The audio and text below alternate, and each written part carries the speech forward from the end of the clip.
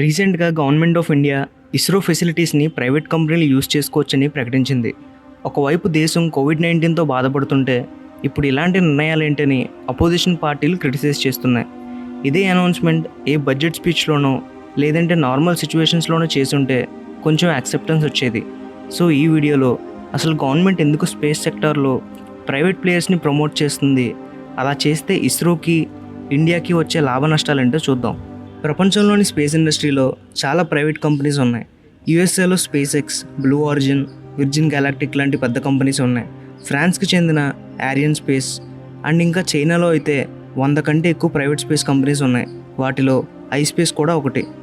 కానీ ఇక్కడ ఇండియాలో సిచ్యువేషన్ వేరు.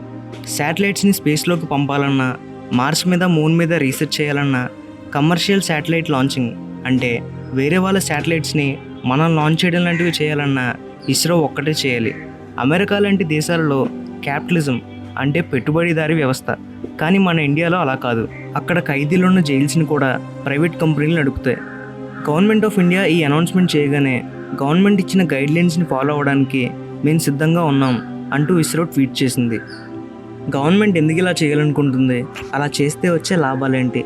గవర్నమెంట్ ఏం చెప్తుందంటే ఇలా చేయడం ద్వారా స్పేస్ ఇండస్ట్రీలోని ప్రైవేట్ కంపెనీలకు బూస్టింగ్ ఇవ్వచ్చని, దాని ద్వారా ఎకానమీ పెరుగుతుందని చెబుతుంది. ప్లస్ స్పేస్ ఇండస్ట్రీలో ఇండియా చాలా అడ్వాన్స్ అవుతుందని చెబుతుంది.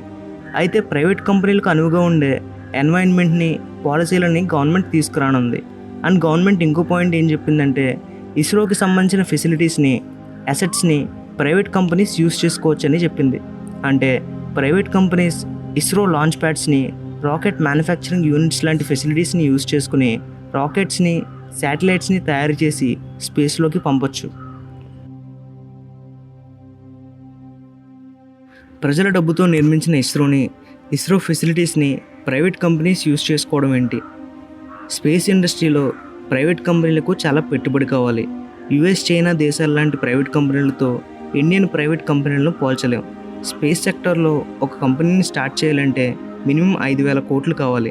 దీన్నే ఇనీషియల్ క్యాపిటల్ ఇన్వెస్ట్మెంట్ అని పిలుస్తాం. సైంటిస్టులను హైర్ చేసుకోవడానికి ఎక్విప్మెంట్, ల్యాబొరేటరీస్, ఇన్ఫ్రాస్ట్రక్చర్కి అండ్ గవర్నమెంట్ దగ్గర పర్మిషన్స్ తీసుకోవడానికి చాలా ఖర్చు అవుతుంది. వేరే కంట్రీస్లో ప్రైవేట్ కంపెనీలు ఎలా చేస్తున్నాయి?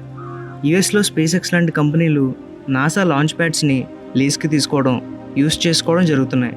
కేప్ కెనావరల్, కెనడీ స్పేస్ సెంటర్ లాంటి ఫెసిలిటీస్ని స్పేస్ ఎక్స్ యూజ్ చేసుకుంటుంది. అయితే ఇప్పుడు స్పేస్ ఎక్స్ తమ కంపెనీ సొంత లాంచింగ్ ప్యాడ్స్ని బిల్డ్ చేసుకుంటుంది. సో ఇది ఒక టెస్టెడ్ పాత్. ముందు ప్రైవేట్ కంపెనీస్కి హెల్ప్ చేస్తే ఆ తర్వాత అవి ఇండిపెండెంట్గా మారతాయి అనడానికి. ఇస్రో మీద ఇప్పటికే చాలా బర్డెన్ ఉంది. చంద్రయాన్ 2 పార్షియల్గా సక్సెస్ అవడంతో ఇస్రో చంద్రయాన్ 3ని లాంచ్ చేయాలనుకుంటుంది. ఇస్రో ఎక్స్పెరిమెంట్స్కి సక్సెస్ రేట్ బాగానే ఉన్నా ఒక ఎక్స్పెరిమెంట్లో తేడా వచ్చినా ప్రజలు యాక్సెప్ట్ చేసేలా లేరు. దాంతో ఇస్రో చాలా ప్రెజర్లో వర్క్ చేయాల్సి వస్తుంది. ఒకవేళ ప్రైవేట్ ప్లేయర్స్ మంచి ఎక్స్పెరిమెంట్స్ చేసి సక్సెస్ అయితే ఇస్రోకి స్ట్రెస్ తగ్గుతుంది. చాలా కంపెనీస్ అండ్ చాలా కంట్రీస్ వాళ్ళ శాటిలైట్స్ని లాంచ్ చేయమని ఇస్రోని అప్రోచ్ అవుతాయి. ఇస్రో వాటిని సక్సెస్ఫుల్గా లాంచ్ చేస్తుంది. రీసెంట్గా 104 శాటిలైట్స్ని ఒకేసారి ఇస్రో లాంచ్ చేసింది. Gulf countries, Vietnam, Bangladesh, Myanmar లాంటి దేశాలు తమ శాటిలైట్స్ని స్పేస్లోకి పంపడానికి బిలియన్స్ని ఖర్చు చేయడానికి సిద్ధంగా ఉన్నాయి. ఇస్రో తక్కువ ఖర్చుతో సేఫ్గా శాటిలైట్స్ని లాంచ్ చేయగలదు అనే పేరు కూడా ఉంది. పాయింట్ నెంబర్ 1, ఒకవేళ ప్రైవేట్ కంపెనీస్ స్పేస్ ఇండస్ట్రీలోకి వస్తే ఇస్రోని అప్రోచ్ అవ్వాల్సిన కంపెనీలు, దేశాలు ప్రైవేట్ కంపెనీస్ని అప్రోచ్ అవుతాయి.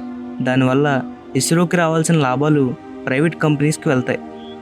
పాయింట్ నెంబర్ 2, ప్రజల డబ్బుతో బిల్డ్ చేసిన ఇస్రో ఫెసిలిటీస్ని ప్రైవేట్ కంపెనీస్ యూజ్ చేసుకోవడం ఎవరికి నచ్చదు. ఇండియాలో ఉన్న ఇస్రో ప్రజలకు, దేశానికి ఉపయోగపడే రీసెర్చ్లు మాత్రమే చేస్తుంది. వెదర్ ఫోర్కాస్టింగ్, అడవుల్ని, పొల్యూషన్ స్టేటస్ని అంచనా వేయడానికి, టెలికమ్యూనికేషన్స్, పంటల విస్తీర్ణాన్ని అంచనా వేయడానికి, భూగర్భంలో ఉన్న సహజ వనరుల్ని అన్వేషించడానికి, వాతావరణ హెచ్చరికలు జారీ చేయడానికి, దేశ భద్రతకు కావాల్సిన నిఘా అంటే స్పై శాటిలైట్స్ని కూడా ఇస్రో లాంచ్ చేసింది. సో ఇస్రో తన శక్తిని మొత్తం ఈ దేశ ప్రజల సామాజిక, ఆర్థిక అభివృద్ధి కోసం మాత్రమే వాడుతుంది. బట్ యూఎస్లో స్పేస్ ఎక్స్, విర్జిన్ గ్యాలాక్టిక్ లాంటి ప్రైవేట్ కంపెనీస్ ఏం చేస్తున్నాయి? స్పేస్ వాక్, స్పేస్ టూరిజం, స్పేస్లో హోటల్స్, స్పేస్ ట్రావెలింగ్ లాంటివి చేసి డబ్బున్న బిలియనర్స్ దగ్గర నుండి లాభాలు ఆర్జిస్తున్నాయి. ప్రైవేట్ కంపెనీస్ అంటేనే లాభాల కోసం నడిచే బిజినెస్లు, సో వాళ్ళని తప్పుపడడానికి లేదు. ఇండియన్ ప్రైవేట్ కంపెనీస్ కూడా రీసెర్చ్ చేయకుండా కేవలం అలాంటి స్పేస్ వాక్ బిజినెస్లో పెట్టుకుంటే ఆ కంపెనీలకు తప్ప దేశానికి పెద్దగా ఉపయోగం ఉండదు. ప్రైవేట్ కంపెనీస్ని స్పేస్ ఇండస్ట్రీలోకి రాణిస్తే వాటి వెనకాల ఉండే ఫారెన్ కంపెనీస్ మనకు తెలియవు కాబట్టి అలాంటప్పుడు ఇండియన్ నేషనల్ సెక్యూరిటీ ప్రమాదంలో పడుతుంది. సో ఎన్ని అనుకున్నా గవర్నమెంట్ ఆఫ్ ఇండియా స్పేస్ ఇండస్ట్రీకి సంబంధించి ఒక రెవల్యూషనరీ స్టెప్ తీసుకుంది.